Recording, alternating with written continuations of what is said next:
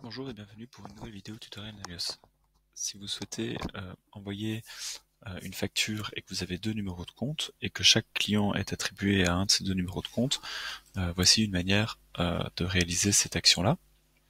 Donc au niveau des conditions générales de vente, que je peux venir retrouver, des conditions de paiement, pardon, que je peux venir retrouver directement depuis le menu principal ici, on a par exemple dans ce cas-ci les conditions de paiement sur 30 jours, dans lesquels on a renseigné un petit texte ici qui était à payer sur le compte A avec le numéro de compte en question. Ces conditions générales de paiement, on les retrouve également au niveau des différents contacts.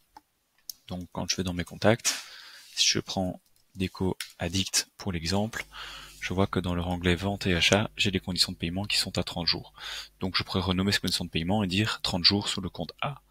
Je retourne dans mes conditions de paiement, ici, et je vais dans mes 30 jours, je vais dupliquer ces conditions-ci, voilà, et je vais dire compte B, par exemple. Et je vais mettre le compte B avec un autre numéro de compte. Je vais mettre 65, voilà, et je vais sauvegarder ceci.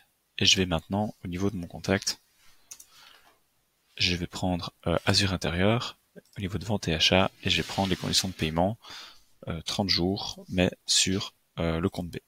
Voilà. Je vais faire deux ventes directement dans les devis. Je vais prendre Déco Addict et je vais ajouter mon produit confiture de fraises. Je vais mettre 100 quantités. Liste de prix en euros, 100 quantités à 5 euros pour les conditions de paiement de 30 jours. Je vais confirmer ceci, créer ma facture. Voilà, confirmer.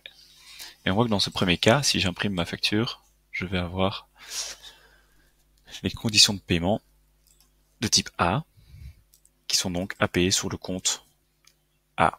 Je vais dupliquer mon devis, et dans ce cas-ci, je vais prendre Azure Intérieur, toujours avec des confitures dans ce cas-ci, et je vois qu'il a automatiquement changé les conditions de paiement puisqu'elles sont liées à mon contact.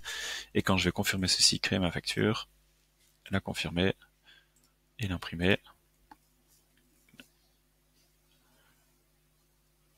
voilà, je vais avoir des conditions de paiement qui sont à payer sur le compte B, ici, BE65. Voilà pour cette vidéo qui permet d'attribuer un numéro de compte à un client en particulier. À bientôt.